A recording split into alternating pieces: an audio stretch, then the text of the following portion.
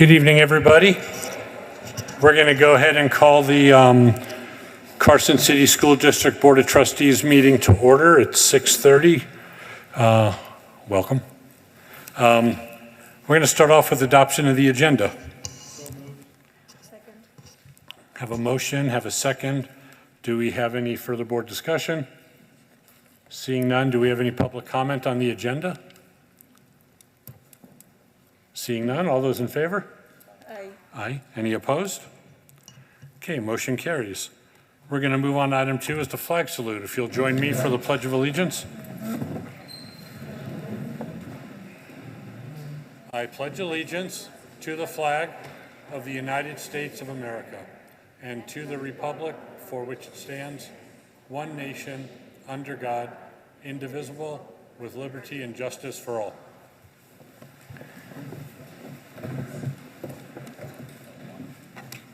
Thank you. Item 3 is the superintendent's report.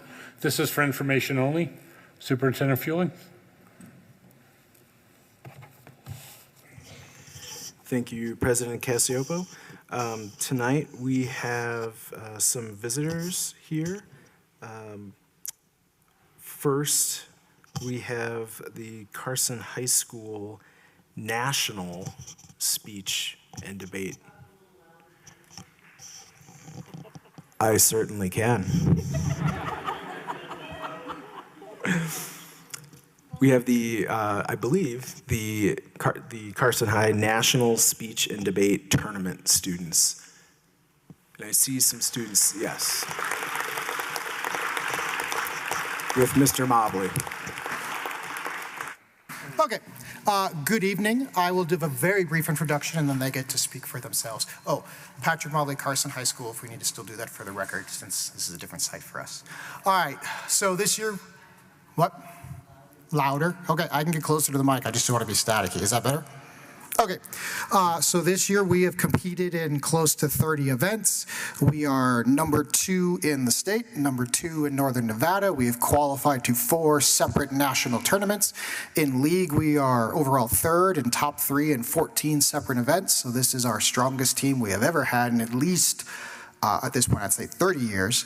And I'm going to let my kids introduce themselves, talk for maybe 30 seconds, because some of them like to go, about their events. Hi, my name is Viviana Castro. I'm the captain of the Carson High School Speech and Debate Team, as well as a student body officer, an FBLA officer, and a member at a nonprofit. Today, I'll be mentioning my event, which is United States Extemporaneous Speaking, where I'm given a random topic out of 3 and 30 minutes to prep a 7-minute speech about it. Next up is Emily Tran. This year, I qualified for 2 national events, the NSDA National Speech and Debate Tournament, which is happening next month, and I just went to about 3 days ago, the other national event, national tournament that I did. It's called the National Individual Events Tournament of Champions. It's a mouthful. We call it Night Talk. So at that event, I performed what's called dramatic interpretation, and my piece was called Room, and it explores childhood innocence as well as motherly love. And then the event that I'm going to do at my next national tournament this year would be program oral interpretation, where I talk about the intersectionality between sexism and racism when it comes to Asian women. Thank you.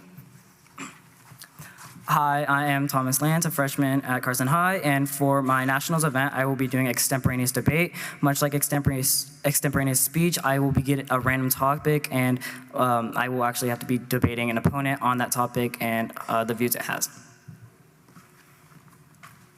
Hi, my name is Chelsea Empeño, and this is my first time competing at the National Speech and Debate Tournament. And me and my partner, Caden Saw, are doing duo interpretation, which is kind of a piece where 2 people interpret a certain piece. Do you want to have any words? Okay, so our speech is mostly about a couple that robs McDonald's for fun. And it gets a little violent, but we don't mind. Yeah, that's basically what it's about. It's really funny. Trust me. Yeah. Thank you. All right, I am Mackenzie Merrill, and I'm a junior at Carson High, and this is my first time qualifying to the National Speech and Debate Tournament with my partner Kyle Allen in Public Forum Debate. And at the national tournament, my partner and I will be debating whether or not the United States should establish a bilateral trade agreement with the European Union. Good evening, everybody. My name is Kyle Allen. I'm the current vice captain of the Carson High School Speech and Debate team, and next year I will be assuming the role of captain. Outside of speech and debate, I am also the current sophomore class president and the newly elected junior class president. I am part of the social media team for our local chapter of FBLA, and have been recently elected to the state board to represent the northern region. This year at our National Speech and Debate Tournament, this will be my second. I'll be competing with Mackenzie Merrill in Public Forum Debate. I am extremely proud of my team, and I cannot wait to lead them next year.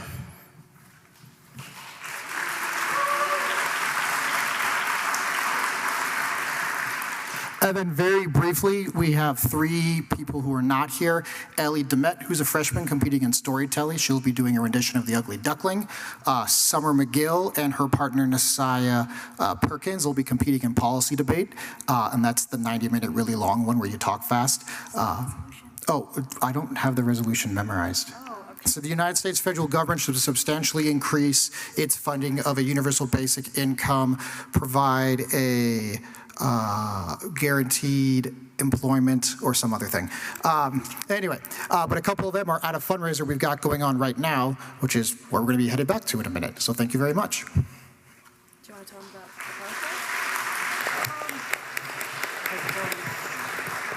about the Mr. Mobley?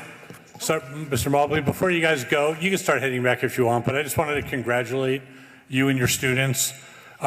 You always bring a talented group of students up to us, and for you to say this might be the most talented, that really says something about this group of students. You guys have a long legacy of just fantastic work and representing our community well, so thank you for all you're doing, and good luck. Thank you. Okay.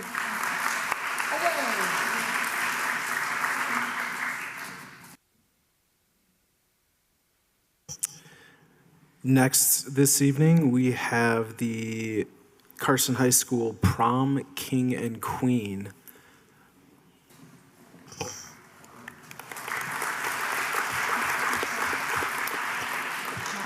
Hi there, I am Tanea Kramer. I am the leadership teacher at Carson High School, and I have the privilege of presenting our Prom King and Queen, as well as our Friendship Ball King and Queen, who unfortunately were not able to be here tonight.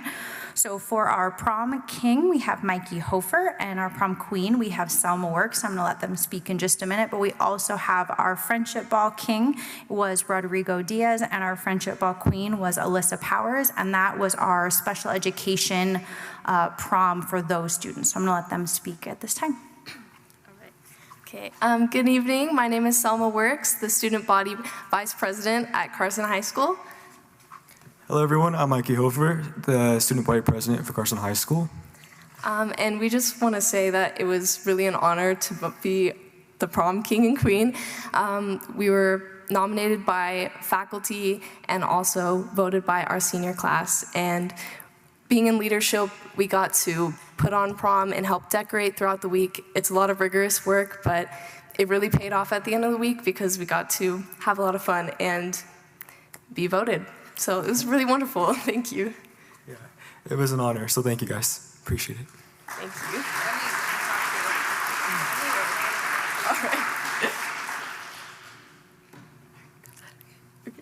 All right. Sorry, congratulations. I couldn't get the green light to turn on. But no, again, congratulations. I'm familiar with what you go through to set this up, so it is a lot of fun, a lot of work, and again, congratulations to you both. And to the Friendship King and Queen, so thank you very much.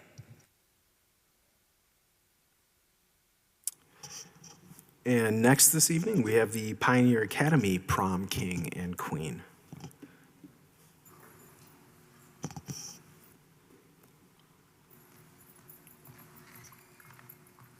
Hello, I am Jill Schufelt. I am one of the leadership teachers at Pioneer High School. And unfortunately, our Prom King and Queen were not able to make it unless they snuck in the back. But our Prom Queen was Hannah Martin, and our Prom King was Travis Stopola.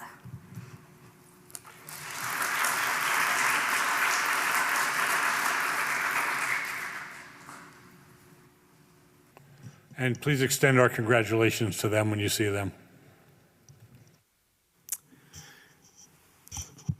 Okay, besides all of those recognitions, last week, right here in this room, was the NJROTC Awards ceremony. I just wanted to recognize what a fantastic evening that was. I have never seen so much emotion with recognizing Commander Meyer moving on and students that he clearly has touched. It was quite an evening.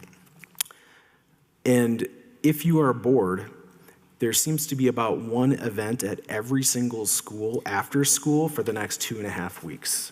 So if you have a moment and you need something to do, go to a school. There's a lot happening. Special thanks also for this evening and anytime we set up here, Don Steedham with Innovative Communication Systems and Keith Barnett here with the city trying to make this all work for us in the different venue. Just special thanks to them, and that's all I have. Okay, thank you very much. We appreciate that. We're going to move on to, let me see where we're at here. Board reports, board member comments, item 4. Do we have any representatives from Carson High School here? Please come on up.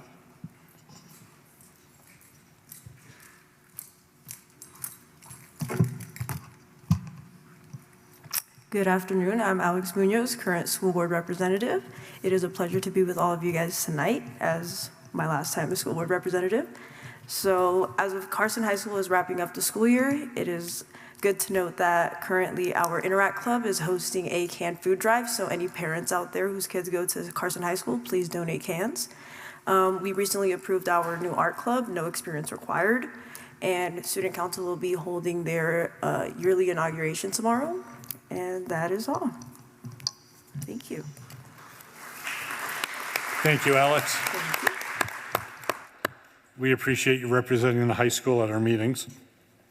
How about Pioneer Academy? Do we have any students from Pioneer?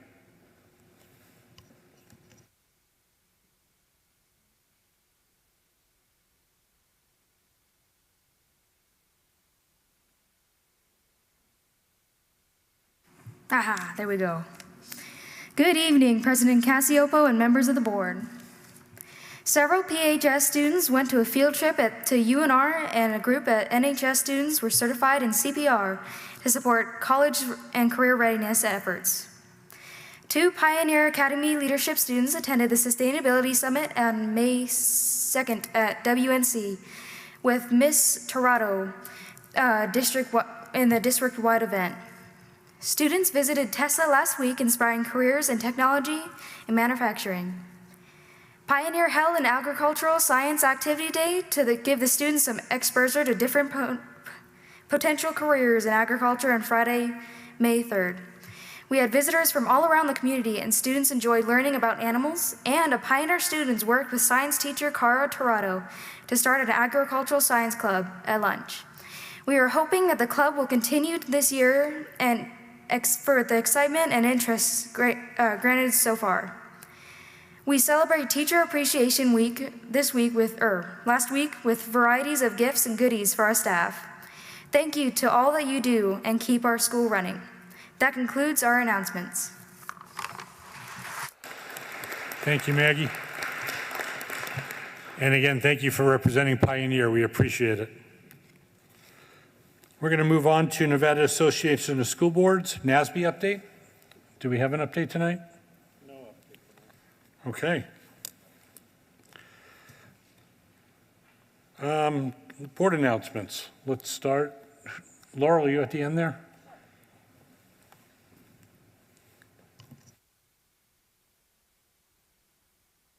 Oh, there it goes. I was pushing it and it wasn't turning green. Dr. Ward from Fremont would like to let you know that there is a talent show happening tonight.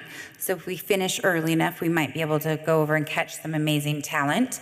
Tomorrow there is a fun run beginning at 8 a.m. and I'm going to be volunteering, so that should be fun. And also they are looking forward to a day of overcoming obstacles, which includes an obstacle bounce house on May 28th and field day on May 29th. And that concludes my report. Thank you. Molly. It's a tricky little bugger. Okay, so nothing for Empire Elementary School, and I apologize for not getting that. But to my defense, I'm going to do a shout out because my twins graduate from college. I had one graduate from UNLV on Saturday, and I have one who graduates from UNR on Thursday. So I've been a little preoccupied.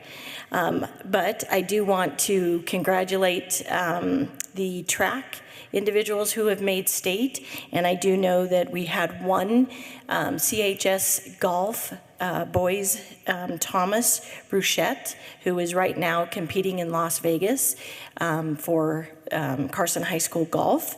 And then for my Carson High, Mr. Karstens would like to thank the school district for supporting the himself and the teachers that were able to participate in PLC conference and training. He felt that it was very well attended, and they are spinning with all of the learning that they got during this conference this last weekend.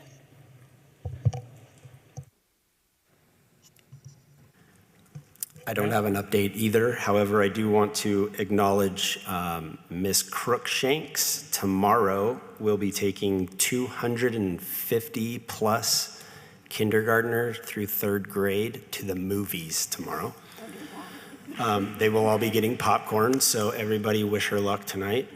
And then I also want to say thank you to the individuals who went to the ACES game with another 200 plus students from Carson Middle School last week. So thank you to them as well. Thanks, Matt. Mike? No report this evening. Lupe? No report either, but I do want to thank the parents that are here supporting their children as they receive their Distinguished Student Award. Congratulations to all of those students and the parents.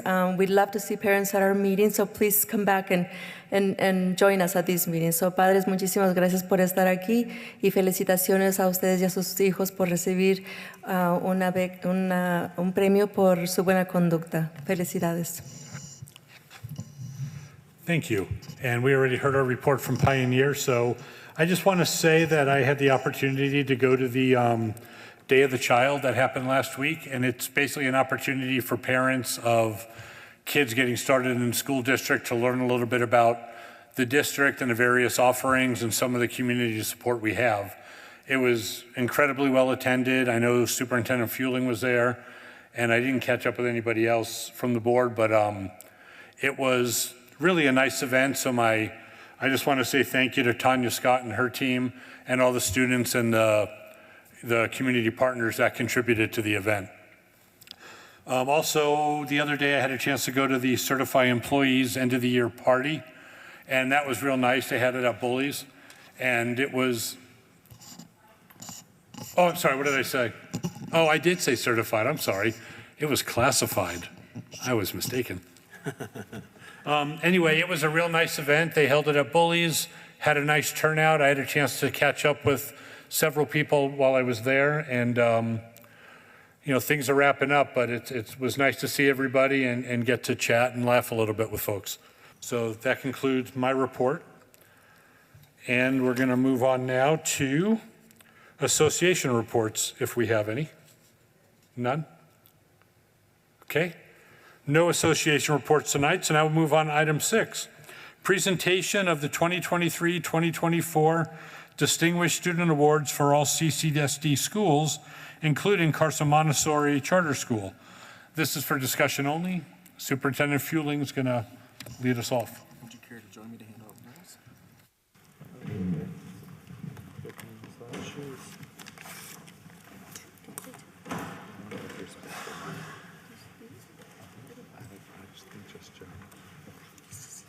But you got to be the president.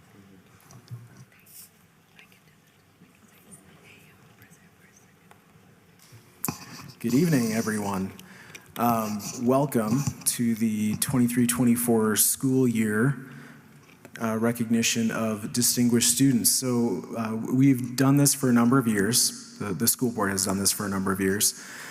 This is the first year we're at Carson High. If you happen to have attended one of these events previously, in the community center, it becomes a bit of an issue because of the amount of people who show up.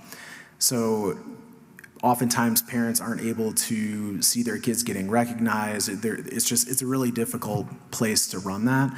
So that's why we are here tonight to have some more space, and I'm very excited for the turnout we've had. Some of you may be wondering why you're here. What is this distinguished student thing? And oftentimes our kids, they get recognized for a select few things.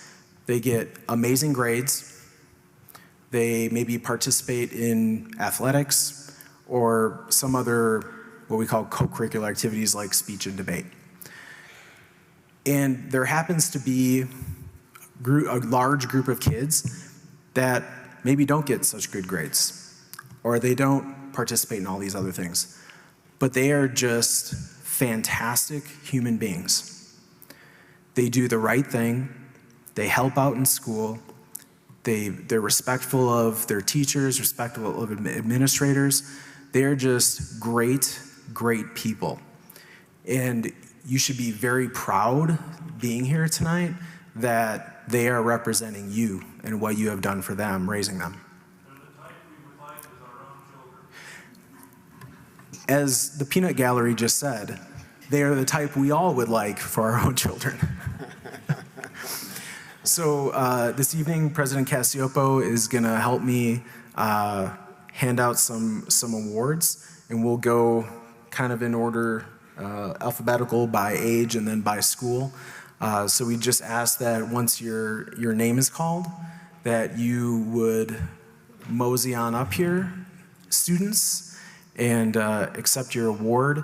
The speech this evening, 5 to 10 minutes, nothing more, 15 maybe. Okay. I'm just kidding, there's no speech. You just have to walk up here and accept an award. Maybe have them stay up here so we can take it. Oh yeah, and once you receive the award, please stay up here, and then there's gonna be some pictures to follow. So, first this evening, representing Bordewick Bray Elementary School, is June Lee Dunbar.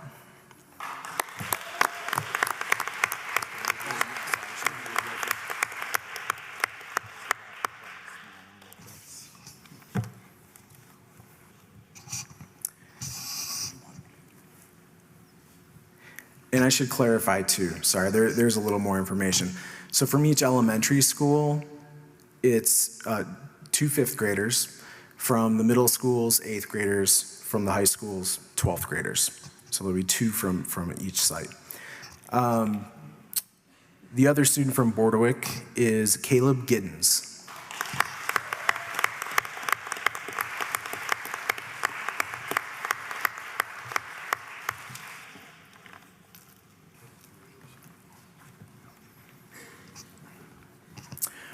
From Empire Elementary, Melissa Contreras Ruiz.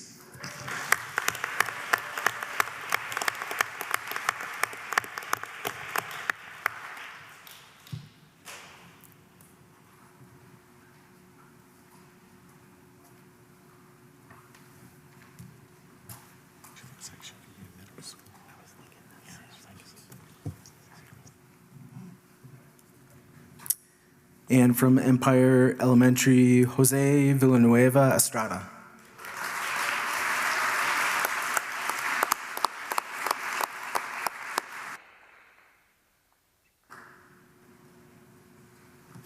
It's a long walk, I know.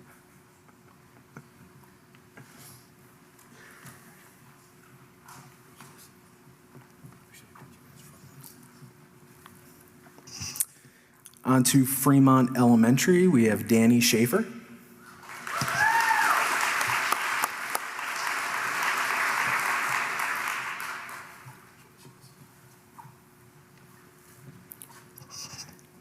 and Radamus Solis Gonzalez.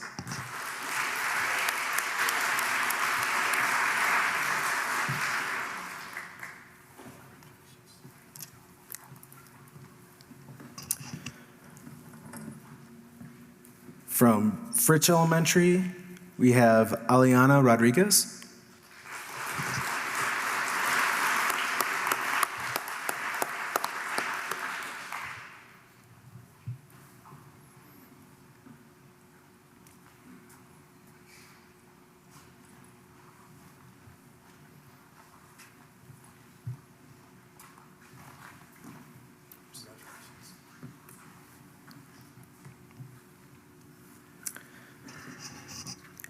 And we have Derek Kalix.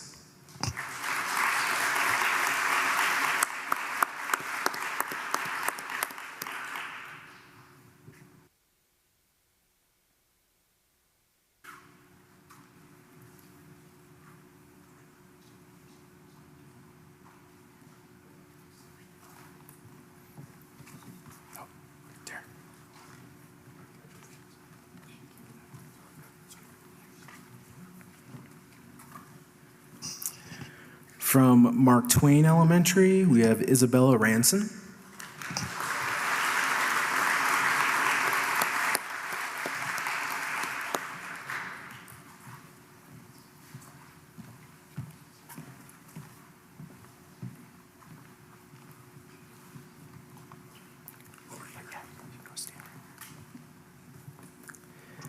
And also from Mark Twain, we have Mateo Ramirez.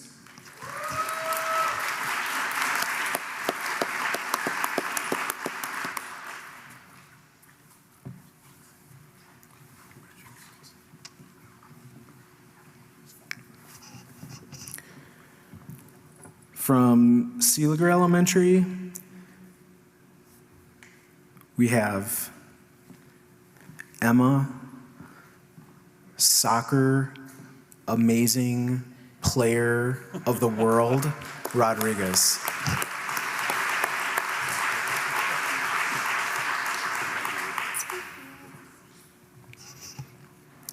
And also from Seeliger, we have Gavin Santiago.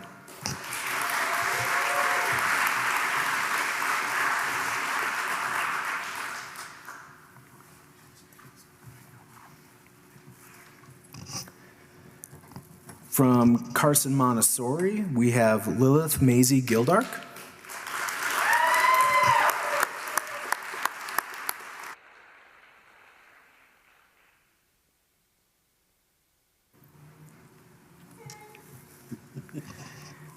And also from Carson Montessori, we have Adam Hensley.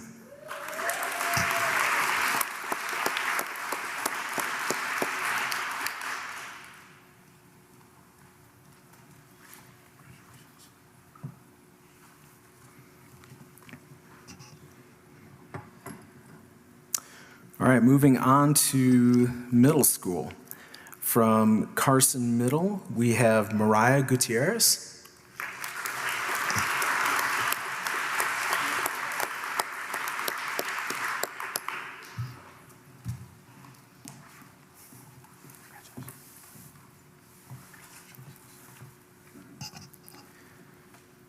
And we have Charles Turner.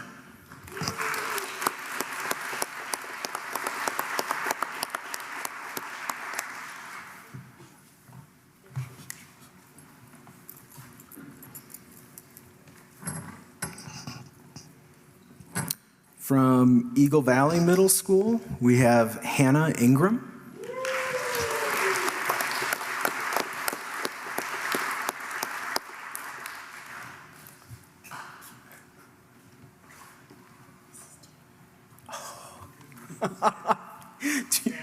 Wait, yeah, you gotta come back. So the young man from 8th grade at Eagle Valley is Jaden Joaquin, whose mom Judith is here this evening. But so please come on up. And Hannah, trying to be a good friend and quite honestly a distinguished student, doing the right thing, has a little head cut out of Jaden sticking out his tongue.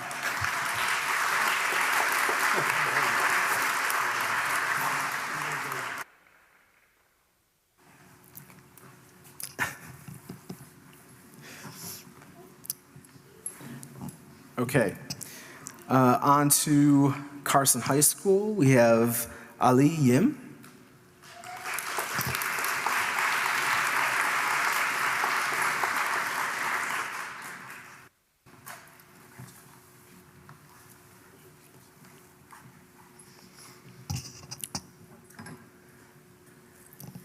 And CO, Noah Bean.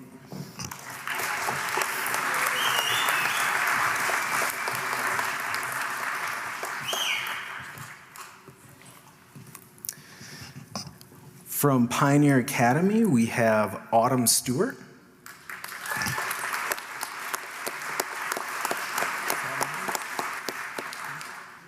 Autumn's not here tonight? Okay. And we have Braden Bryant.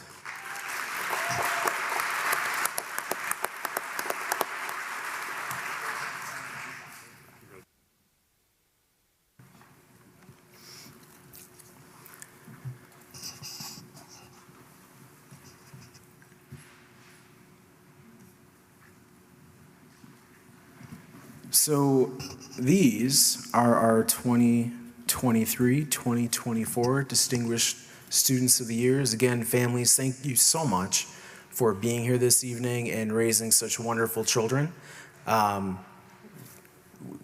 If they were all like this, the world would be easy and amazing. So good job. Thank you.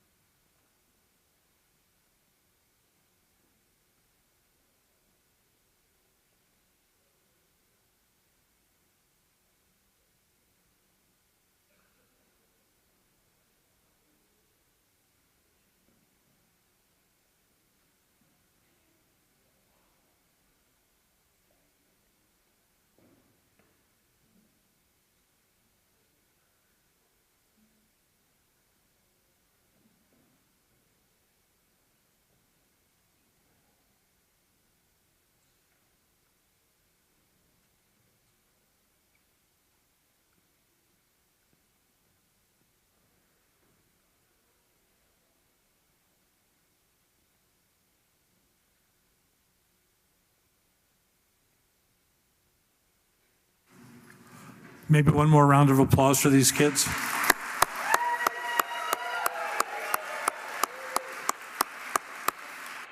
Congratulations, and congratulations, family.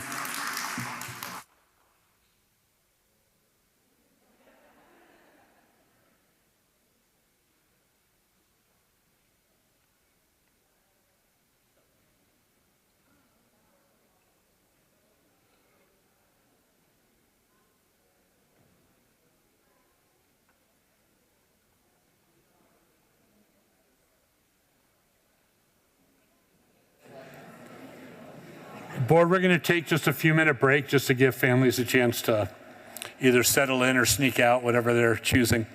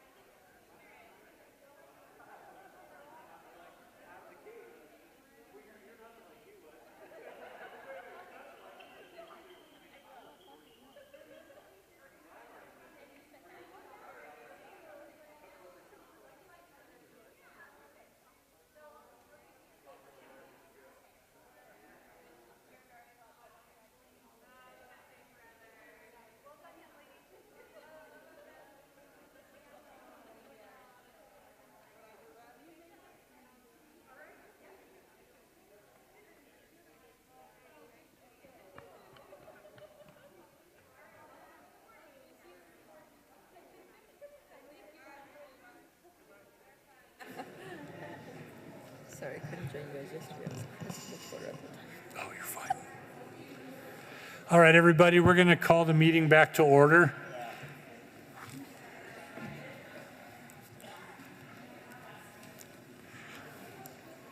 And for those counting, we're on item 7. So we're going to call for public comment. I know we do not have any, nobody submitted any public comment. Do we have any in-person public comment? Okay, seeing none, I'm going to close public comment. And we're going to move on to item 8. Discussion on proposed changes to CCSD Policy 809, School Nutrition Services. This is a first reading. It's for discussion only. And we have Elizabeth Martinez and Spencer Ward presenting. Or maybe just Spencer. Yep. Good evening, members of the board. Please excuse Elizabeth, who couldn't be with us this evening, but I think I can handle this. I got to see Mr. Sadler do it like 8 times in a row a couple weeks ago. It looked fun, so I'm going to give it a go. So the policy, changes to the policy are pretty much just kind of formalities and bringing some of the language up to speed with our current titles and names of departments and positions in those departments.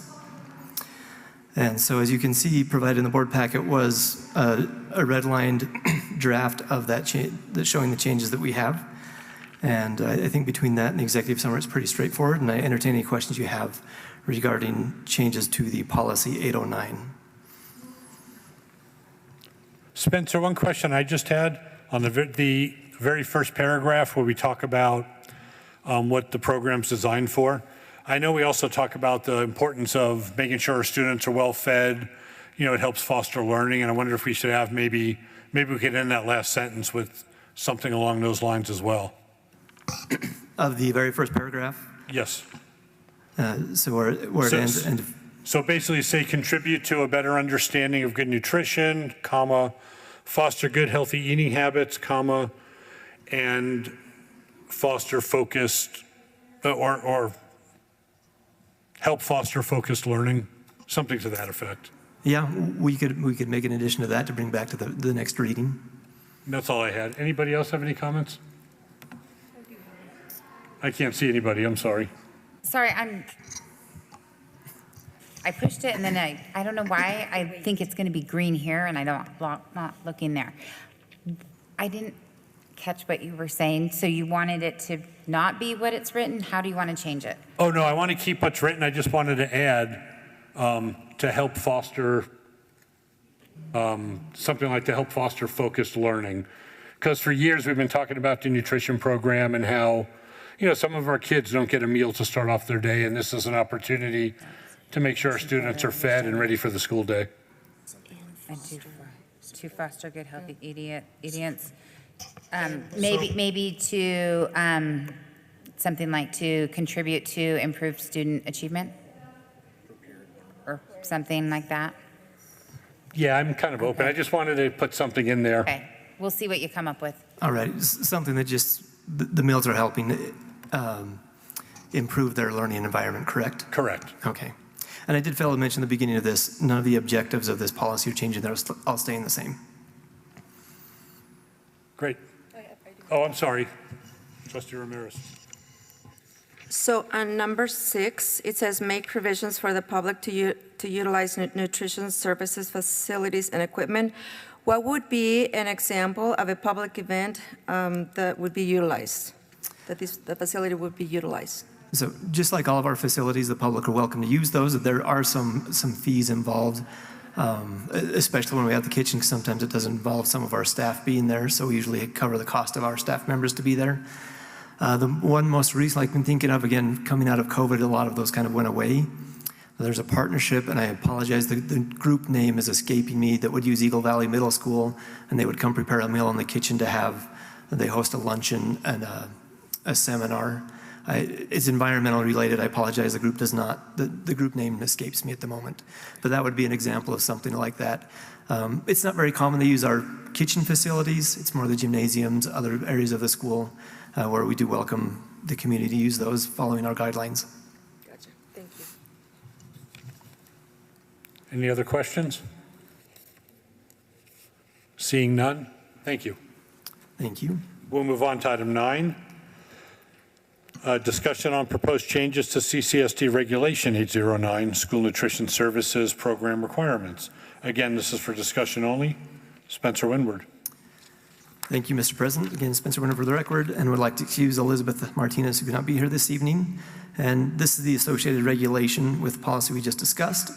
The main change in this is the removal of a negative balance limit that keeps the student from being able to get a regular meal. In the past, the policy was designed to where the students were still fed, but they would receive a nutritious emergency snack in place of a regular meal. And as we've developed this and we've looked at districts around us that have done similar, that have moved away to a policy like that, we feel it would be best to provide these students with a regular meal, even if they do have a negative balance in their lunch account. The reasons being is that removes an opportunity for these students to be ridiculed or shamed by peers or even just their own emotions as they feel like they're getting something different. And we do recognize there is an associated cost with providing that, but it's a nominal cost to go from the emergency snack to the irregular meal that we would provide these students. Additionally, as we're always looking for efficiencies in the operation of our cafeterias, when these emergency meals come by, it kind of throws a wrench in the cogs, if you will, and kind of slows down the operation and production as we're trying to get these students fed as quickly as possible. So it does eliminate that, and some of those efficiencies kind of offset the anticipated additional cost that we could receive from that. So additionally, instead of having a dollar limit that would put these kids into the emergency snack category, our practices would remain much the same as what they are, and we would continue this policy and would have some opportunities to kind of tweak it as we go throughout the year if we see there be some opportunities to kind of help collect those balances that are in arrears. One thing that is new, since the fiscal side of me is like, hey, I feel like we're removing the incentive for someone to bring their balance up to balance out of negative. We would not allow the students to purchase food items a la carte if they're in a negative balance standing. The reason being is the idea would be to kind of, if these students do qualify for free and reduced lunches, would encourage them to get, and their parents to get the paperwork filled out and have them choosing those reimbursable meals that are subsidized that we provide the other students. One thing this policy also does is brings into alignment with what Carson High School currently does, is if a student owes money of any way, shape, or form, they can't participate in the graduation ceremonies until that balance has been taken care of. This would be treated as any other student fees or other items that students may owe, library fines, broken Chromebooks, those sort of items. So that'd be the kind of thing that before a student graduate or would be able to participate in graduation, we would take care of that. Something to note, we still do have funds available from when the Raiders provided some money to take care of negative balances, where we haven't had to worry about that for 4 years. We've had that sitting for when the opportunity may become greater and we could use that. So those types of items would be considered as well in situations where it may not be feasible for a student's family to take care of the negative balance in a timely fashion. Any questions about this policy or regulation change? Mike? So Spencer, I have a few. One of the things that I'm concerned about is not allowing students to have a la carte items. If a family knows they have a balance and they can't afford to pay it, instead of incurring more, they might send them to get an a la carte item. And so I think we want to remove barriers.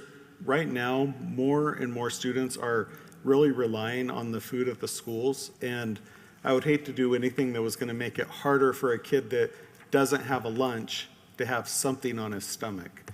And I would also encourage, when you're talking about the graduating students, we probably want to put something about their students who are experiencing homelessness, because certainly we wouldn't, require them to miss their graduation because they had a balance from a lunch. We'd help them with that. So I think we might want to look at that a little bit.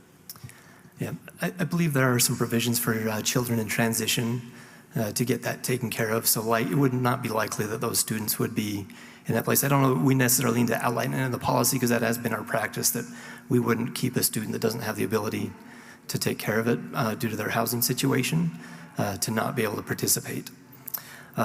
We did kind of pattern this off of Chartwell's, our food services partner, who is nationwide, gathered policies from several districts all across numerous states, and also got feedback from some of those school districts, one of them being in St. Louis area, that has used that a la carte exemption in their policy to great effect, as that kind of gives the kids a daily reminder that, oh, I need to do something to get my balance taken care of. But we still will provide them the full lunch meal, so no kids will be hungry. They're still getting that nutrition that they need to be the most effective in their learning environment. So and we can discuss further removing that. That is the reason we do put that in there, is kind of based off of what we have seen districts doing around the country. And it does provide that reminder that, oh, I need to do something. I can't just go buy an apple. I do see your point, though, where that does seem like that's putting them further into debt. But that also kind of triggers some of our other practices, where some of our notifications to their families are able to go out and hopefully either, if they are not eligible for free or reduced lunch, see what we can do to work with that balance, or if they are eligible for free and reduced lunch, help them with that application process and get them assistance through those methods.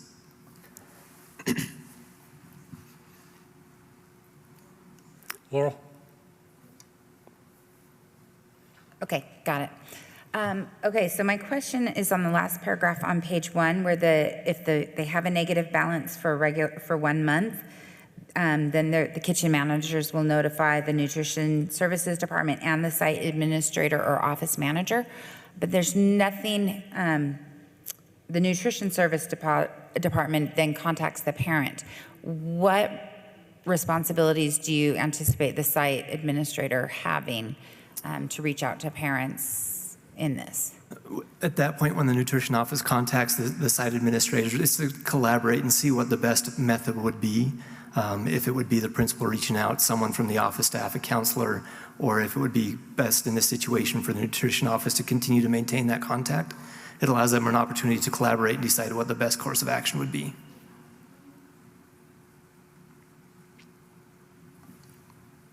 AJ, I have a question for you. Do you know, have we looked Sorry, at... Molly, after Mike. What's that? No, go ahead, and then Molly. Have we looked at community eligibility for free and reduced lunch for, just with so many of our schools being Title I, I'm wondering if we wouldn't qualify for that. So, I can answer that. Yes, we have looked at that extensively. It would be prohibitively expensive for our district to go district-wide CEP.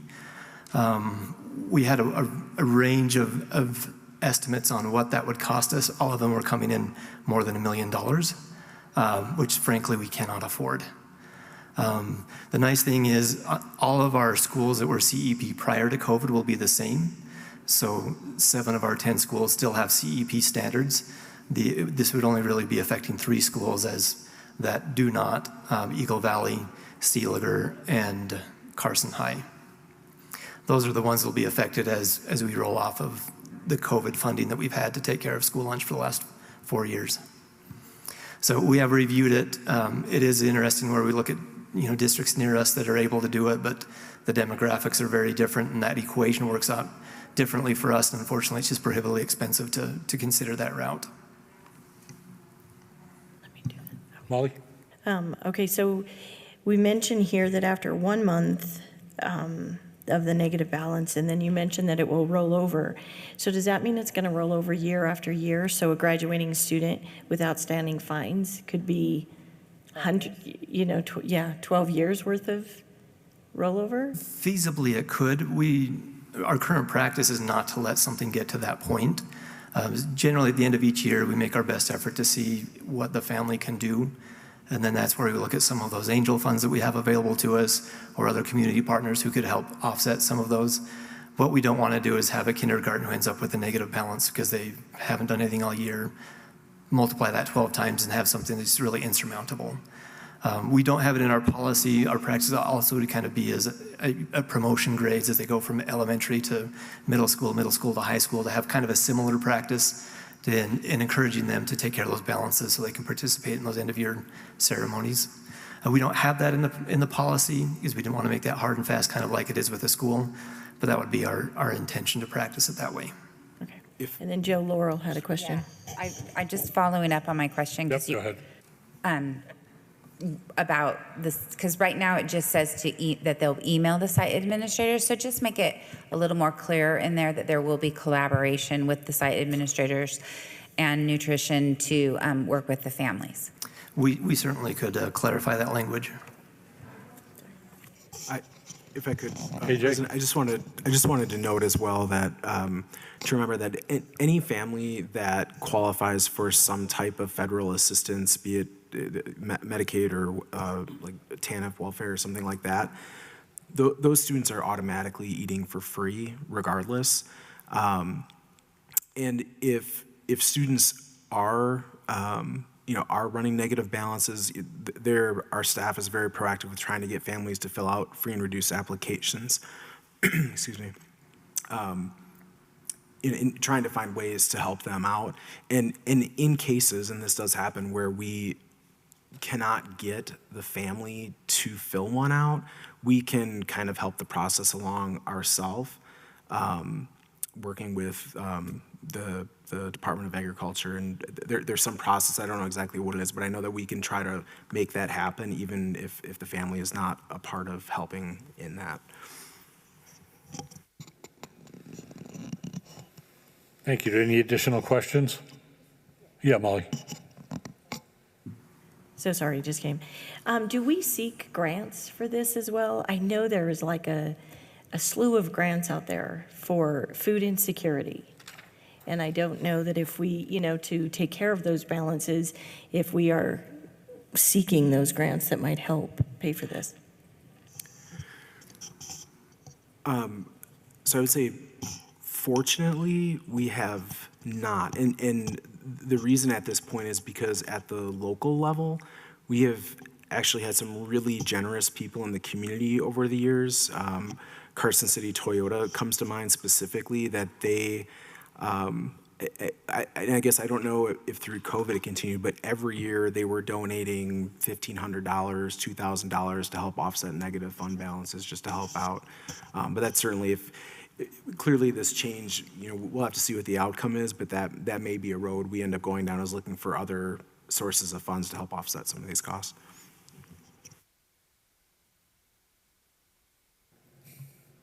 Mike?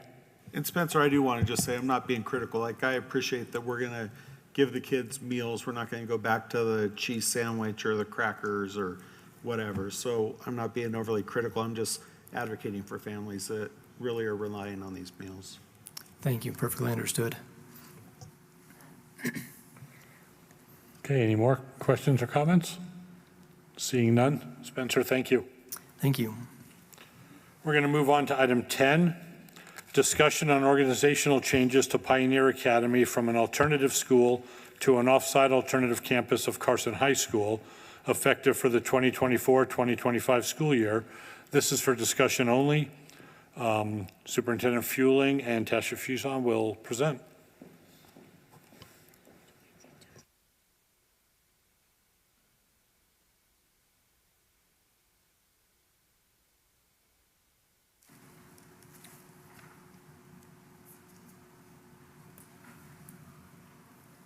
What?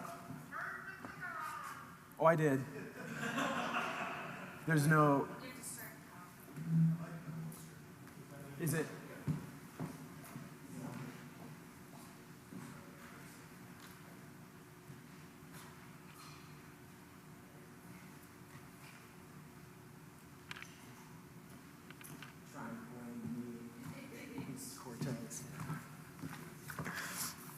Settle down, kids. All right, thank you, President Casiopo, AJ Fueling for the record. This evening, discussing changes that are planned for next school year, changes that there's been extensive conversations about, meetings about, that I don't think any of us take lightly. But in terms of long-run planning, we think something that can be beneficial to the district, but also not impair the level of service that we provide to our students and not be impactful in a negative way. And so what we're talking about is, instead of Pioneer Academy being a separate school entity, actually making that a part of Carson High School, effectively an off-site campus, off-site alternative campus of Carson High School. And so just a little history, if you didn't know, that building opened in 1954 as Corbett Elementary School. I don't have the exact history on when that ended, and I don't have the exact history on when the transition to it being used as what was called the Opportunity School, which is effectively kids who had been long-term suspended or expelled, that they had a place to go to still receive services. That Opportunity School was considered still a part of Carson High School, but served students that had been removed. Pioneer High School officially started in 1999, and there's multiple old buildings on that campus. One was Pioneer High School and one was Opportunity School. Pioneer High School was established, and it was to be an alternative option to Carson High School. So there were really two different things on that campus, what Opportunity School was and what Pioneer was. It was in seat, and then later, as this whole internet thing happened, we started offering online services. You may remember it being called Carson Online at one point. Eventually, Pioneer High School and what was the Opportunity School sort of phased out / merged. I think more so phased out with what Pioneer was. In 2021, Pioneer Academy was established, which included Pioneer High School, but also an online elementary and middle school, so grades 1 through 8, and that reflected the needs of the pandemic as we were going through that. This year, it was reduced to just offering online middle school, so grades 6, I guess I should say 6 through 8, not 6 through 12, sorry. But so this facility, this building, and the people there have gone through many transitions here over the past 25 years. And again, taking a step back and why we're looking at this, what we are seeing clearly across the district is declining enrollment. And so the high water mark, as if you've been around the district for a long time, and all the old documents I had from Bob Anderson, if you know that name, he called this the high water mark. So it was 8558 was the enrollment in the 2002-2003 school year. Enrollment dropped during the recession, but then it started coming back up again starting around like 2015.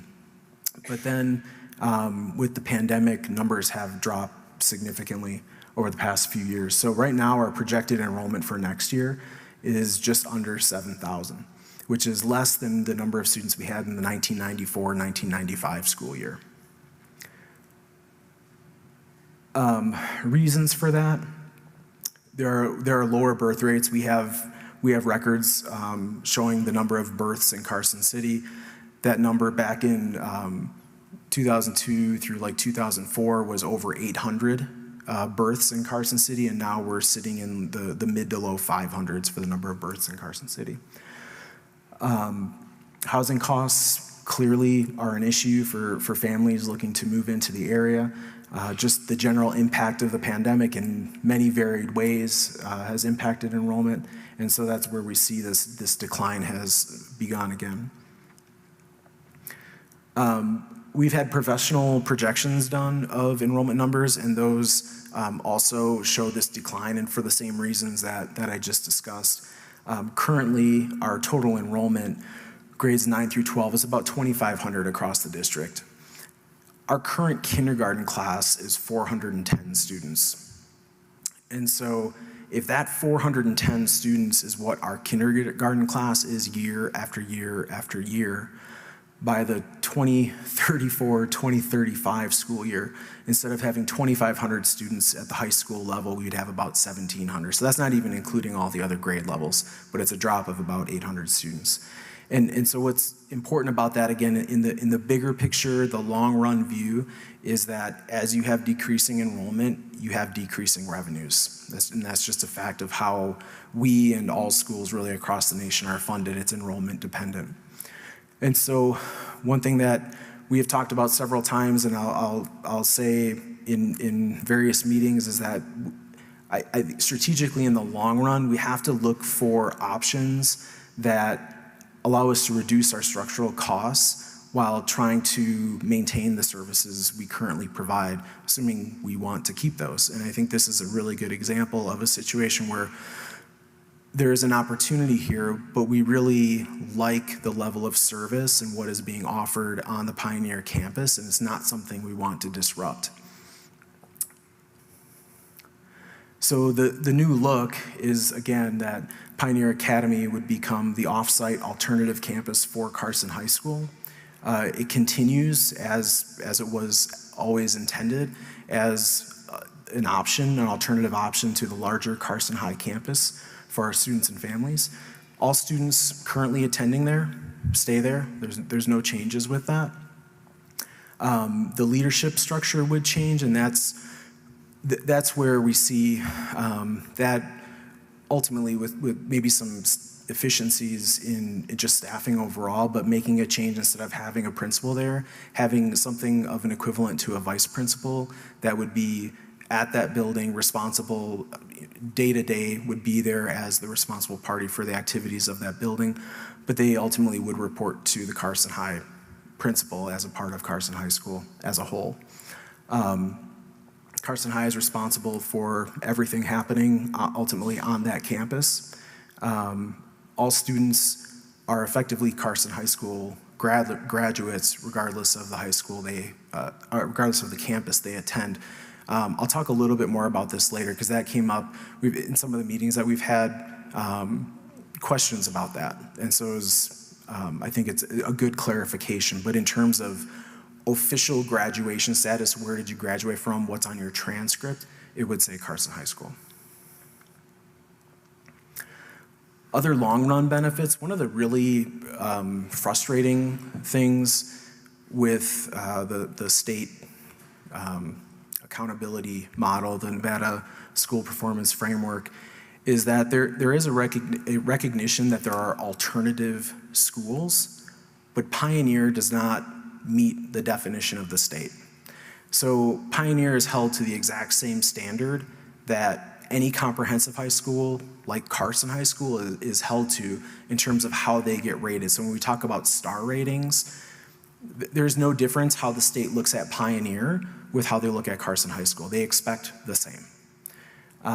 That is really hard for a small alternative school to try to earn back points when you're trying to operate like a larger comprehensive high school. So this change makes it so that Pioneer can operate just as an unapologetic alternative setting for our students that will likely be more successful in that type of setting. In a smaller setting, smaller class sizes, maybe stronger relationships that are built because it's just that smaller venue, more intimate venue. And you can do that without the worries of that NSPF that just doesn't reflect our reality. And that's not uncommon with some of the state requirements that we have. I think another good example is the NEPF. Right? We have an evaluation tool that doesn't really reflect all the jobs that many of our certified staff are doing. So that becomes problematic somewhat in the same way that they try to kind of pigeonhole and lock in a certain expectation of what things look like, be it a school or our people, and it just doesn't always fit that mold. Staffing flexibility between campuses, so that there's really no expectation of this for next year, but as time goes on, if we continue to see declining enrollment and we're trying to find ways to make things continue but with less money, or we continue to struggle with teacher shortages, this is something that potentially allows easier, more streamlined sharing of staff in the long run. And it allows us to continue providing the level of service and number of options for our students that we would prefer. And just more student options overall. One of the struggles for Pioneer is as a comprehensive high school, the state believes it should be treated like a comprehensive high school. CTE programming is a part of that ratings for them. And so Pioneer has tried to offer CTE programming over the years, but due to the number of students that actually could participate, it becomes problematic with how the federal government recognizes that and how they offer us funds to run those programs. Often there's just not enough students to be in those programs. So this makes it, the idea we believe is that it'll make it easier for students at Pioneer if they really wanted to take a culinary class, say, that it would be easy enough that with that relationship or, the merging of the entities that we could figure that out where students would still have access. They may want that smaller option and be more successful there, but they still would like to have that chance to be a part of maybe a class that's offered at Carson High School. Co-curricular and extracurricular options. Pioneer has done an amazing job over the years of trying to find new clubs and activities to offer to students to keep them engaged and a part of that community. But it's hard. There's not as much staff to do the number of things that maybe they would like to do.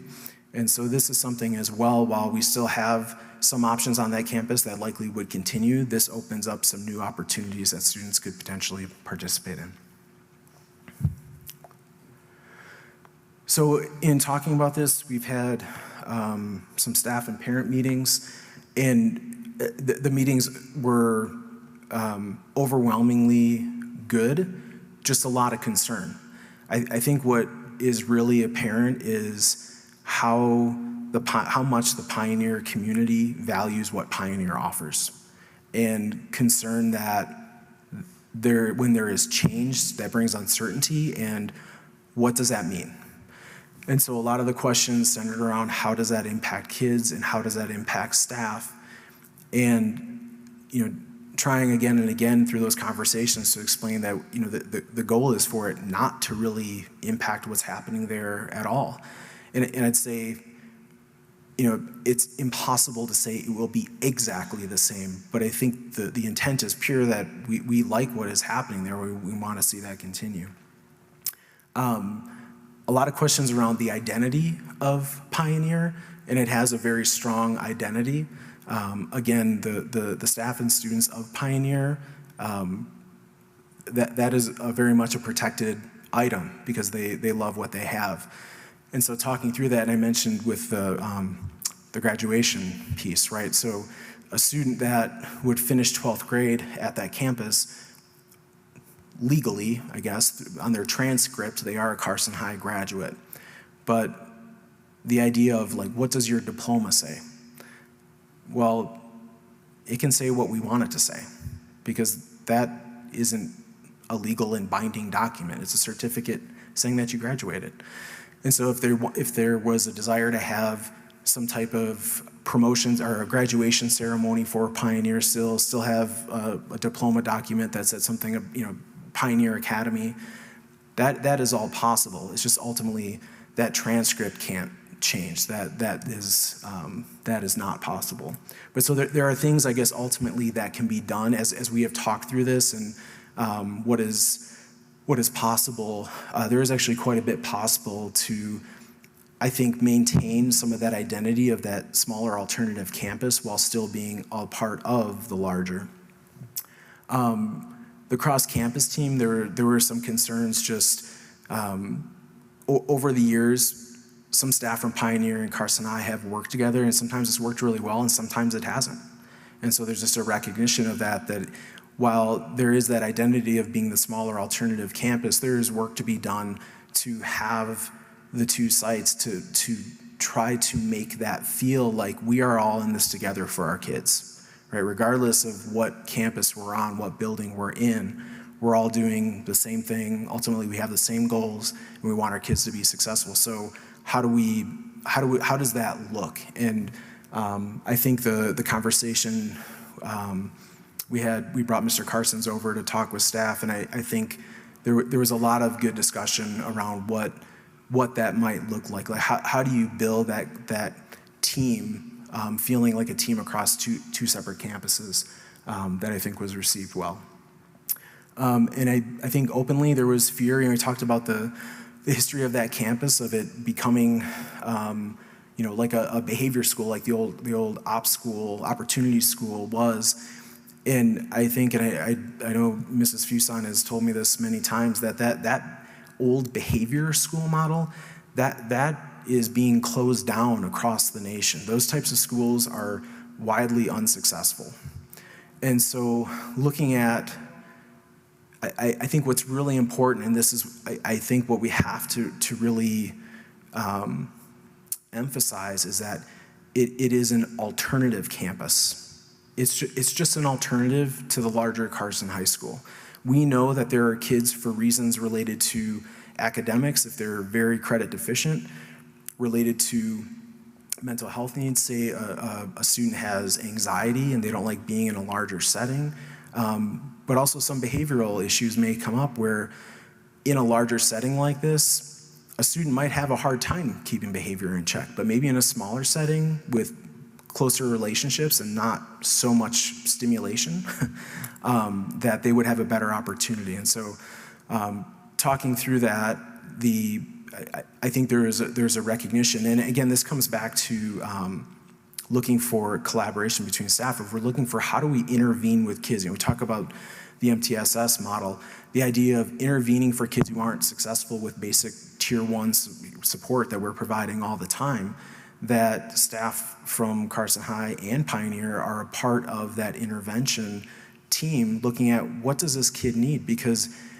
it likely is something that Pioneer staff at the Pioneer campus are going to recognize what they can offer, and given a kid's situation, it might be a really good fit for them where they'll be more successful. So it'll at least allow some of those conversations to happen. So I think that ultimately that is a positive thing, but there is no intent for it to go back to what it was, because we know that model is not a successful model. I should say what it was long ago.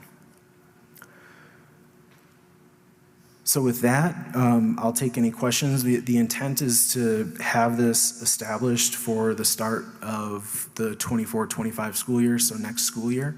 There clearly is a lot of work to do. There's a lot of behind the scenes work. Ultimately, there's a lot of work to be done. There's a lot of work behind the scenes, and there's a lot of work too in terms of bringing Carson High and Pioneer staff and understanding what is happening between the two entities and how to make this work best for kids. So happy to take any questions. Molly? I think Molly, Mike, then Laurel. Okay. All right, thank you. Yes, so I do have some questions, if you would. And then, so if it's going to be two different schools still, is it going to be two different graduations? Two different debate teams, two different proms?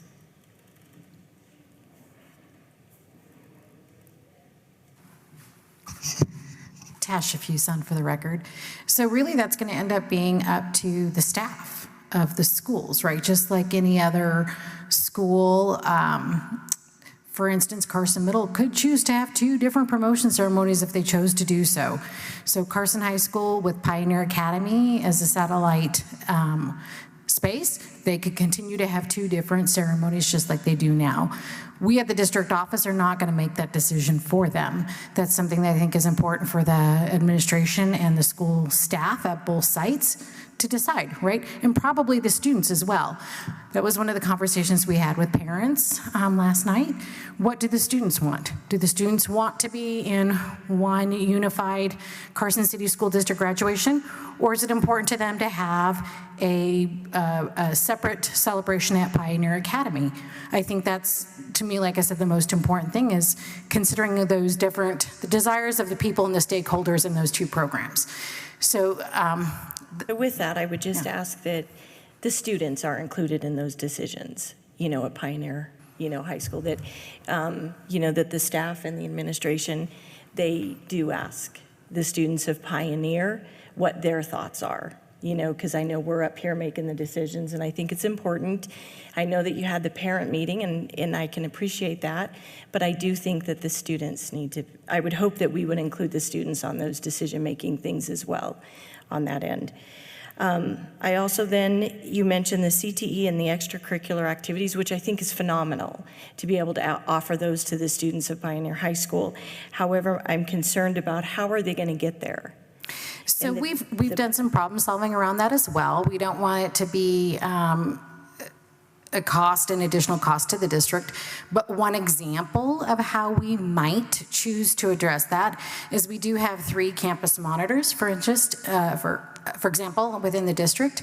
If we got them all to be cleared to be drivers, we also have several vans in the district, and we could do a van transport between class periods. So while we haven't made definitive decisions on exactly how those things are going to happen, we've had conversations about what the possibilities are. Okay. And then lastly, have we looked at the overall fiscal impact that this is going to cost the school district? Whether it be an additional administrator, whether it be the busings for the CTE and the extracurricular activities, what is the overall fiscal impact? So currently, there is no anticipated fiscal impact. Actually, there will be a reduction in salary from instead of having a principal to having a vice principal. There's a different salary schedule. It is not our intent to change staffing at least next year. There may be some fiscal savings after next year as we look for efficiencies between the 2 campuses. In the example that I used in terms of using a district van and a current district employee to transport between the 2 sites, that would be no additional fiscal impact on the district. So I don't anticipate any. I don't see us changing school names or having to, do all of that. You hear about different institutions changing their names, and it costs $3 million to change, the name of this. We don't anticipate that. At this point in time, I think it was very apparent to me, and I'm sure to Superintendent Fueling, that our Pioneer Academy stakeholders would like to keep the name Pioneer Academy. There's no problem keeping the name Pioneer Academy. Pioneer Academy of Carson High School is completely fine. Most of the changes are really on the back end, right? So instead of having 2 different school numbers, identification numbers that are reported to the Department of Education, there's 1. In Infinite Campus, instead of Pioneer Academy being listed under that identification number, it's listed under what we refer to as a calendar under Carson High School. So it's just the way we have to do things in the background, but there's not a fiscal impact to that either. Mike, did you have a question? My question would just be very similar to Molly's, and I think we've seen, for some of us who've been on the board for a while when it was an alternative school, and then I was even a little bit skeptical when we kind of changed its path. And I think the school's really come into its own, and the students, there's a group of students who just feel very at home and comfortable there. And so I would hate to take that away from students and, affect their high school experience. And so including their involvement and their say in kind of how it progresses and truly that identity, because if they feel accepted, they feel safe, they're going to do better in school, and it's going to help them set themselves up for their future. And so I think we need to work hard to make sure that we keep that intact as much as possible.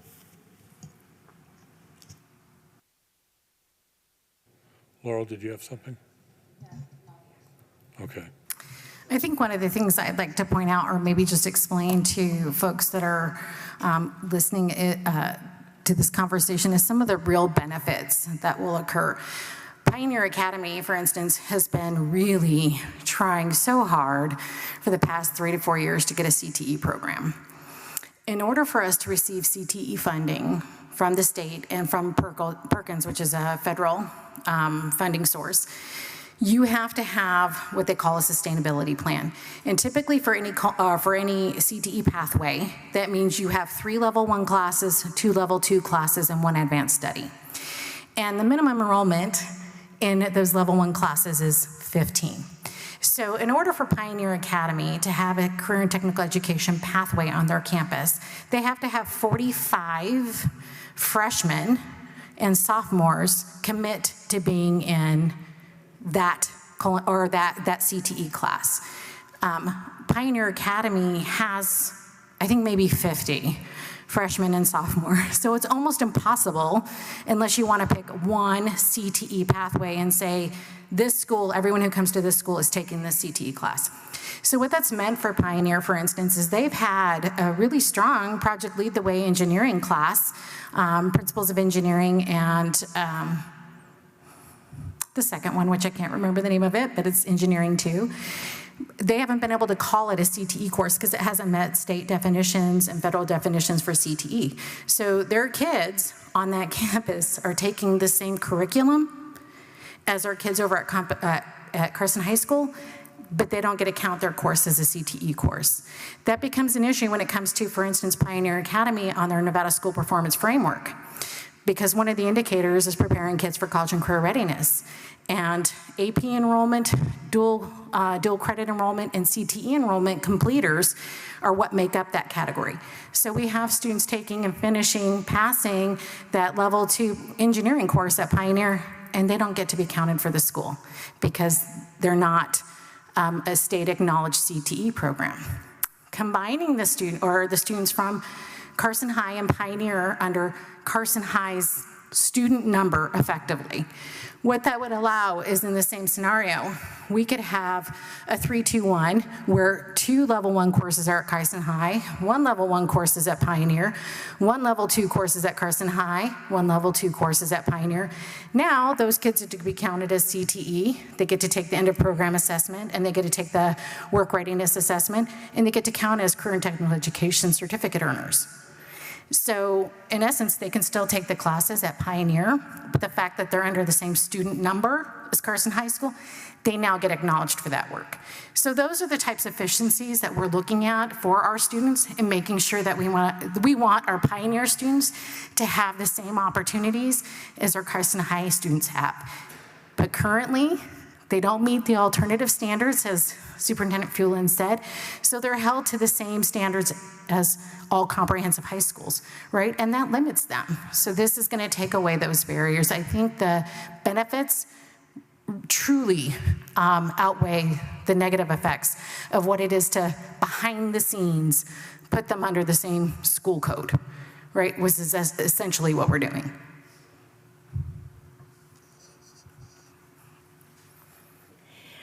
So I do like the idea of possibly bringing like CT over to Pioneer, to here, one there.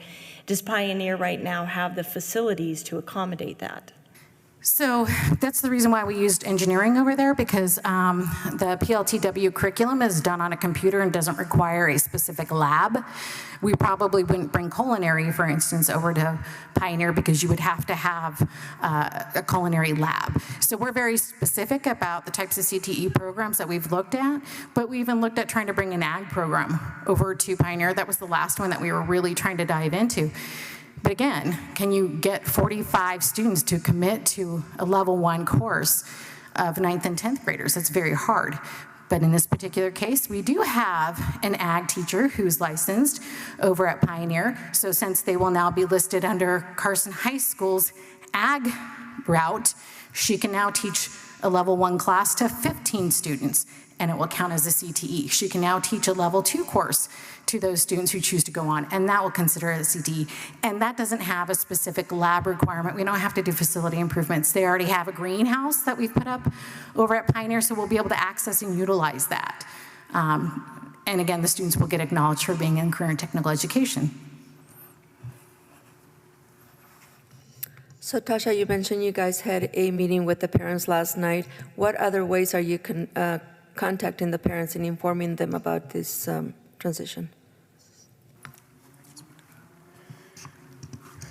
So at this point now that we've had the meetings we've had, and I think we have kind of solidified all of the concerns, and I think can answer to all of the concerns. At this point, it'll really be just getting information out to families.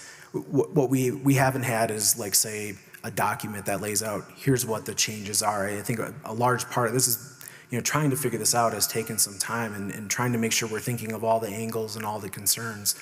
now that we, I think, have that settled, we can start putting out information for families so they understand what this transition is, what it looks like, that staff at Pioneer, I think, are comfortable with understanding what's happening, that when students are having conversations with them or parents are talking to them, they can speak to it. So I don't know that at this point it's any more meetings on our side as much as starting to make sure that we are getting information out to families so that they understand what's happening, knowing that really nothing changes for them next year at this point, but that they understand what some of the changes are. And, you know, we can sort of put together like a frequently asked question, because like say the question about the diploma that actually has come up several times. So there are certain things like that I think clearly with that identity of Pioneer that students and staff and parents value, we can show how that can continue on in this new format.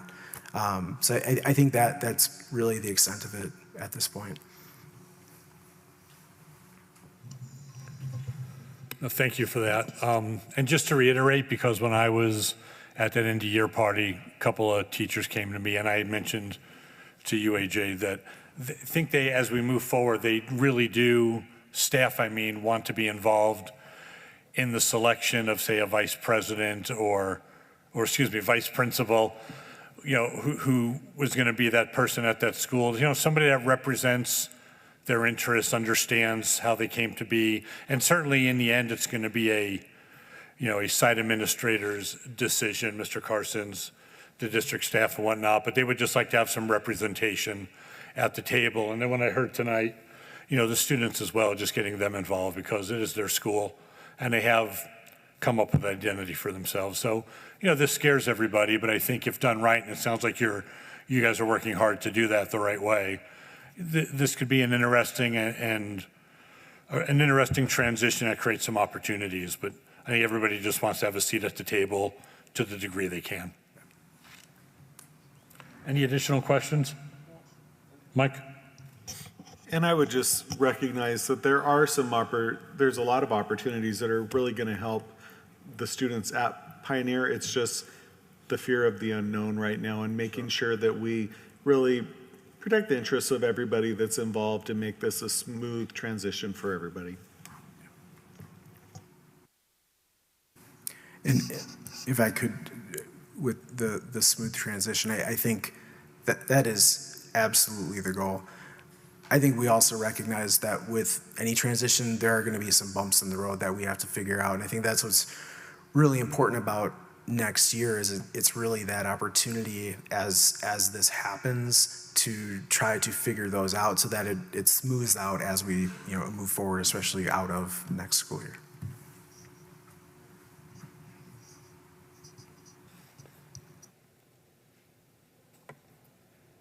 Any more questions? Thank you very much. So we're going to move on to item 11, discussion on the Carson City School District Board of Trustees nominations to the Nevada Association of School Boards, NASB, of individuals to be considered for recognition during NASB's 2024 annual conference. This is for discussion only. And the idea here is that we're preparing for the August 16th submission deadline. And I'm not sure that anybody is prepared to make nominations, but certainly if you have some ideas about who maybe should be considered, we can start that conversation now. Again, this is for discussion only. We're not going to make any decisions, but this is just to get everybody thinking about what's coming up. Molly? Yeah. Could we because that's all I thought we were doing is making a plan. So I didn't know that we were actually going to, come up with nominations. So can we use this time to make a plan on when you would want us all to come back with the nominations? So in a month, if we come back with the nominations, we vote on it, then we then have plenty of time to do the applications. Yes, and that's the idea, thank you, is we don't need to be making any nominations tonight, but a plan is a good idea. If we have to have a deadline of the 16th, we want to back up from there. And I'd say a lot of times in years past, it kind of gets pushed and pushed because of other business, and we find ourselves the last week or two trying to finish up, letters of recommendation and whatnot. So Why don't we, just for grins, and certainly chime in as you feel, but August 16th is a Friday. So we will have a meeting, let's see, the second Tuesday of August is the 13th. And then we look at July. So what if we said, what if we shoot July 9th as a deadline? How does that sound? Yeah. So we have to have our nominations in by July 9th. Do you think that gives us enough time to do all the write-ups? We certainly are flexible in this discussion item. Well, Molly, for the record, I guess.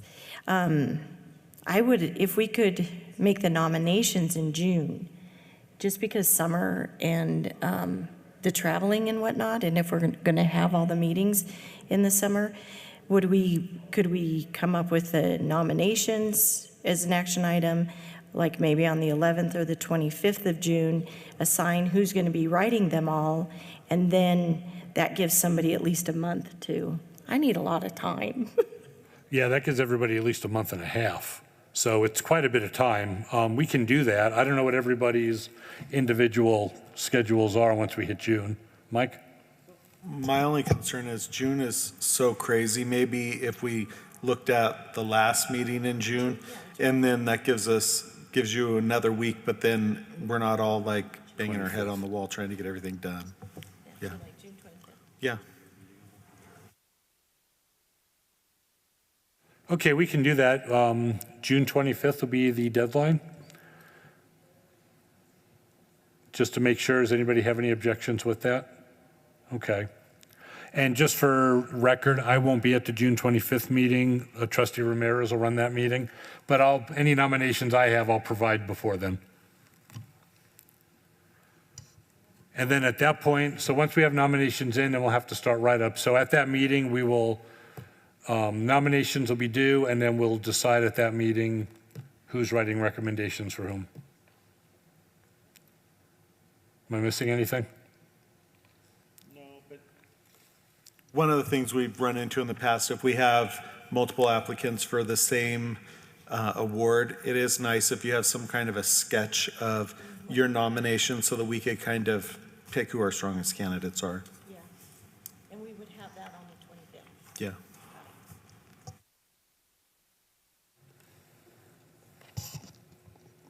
I know these things. Okay, and just a comment, if you are looking for support from staff members, it's important to reach out to them before the summer break because they're harder to reach because they're enjoying summer.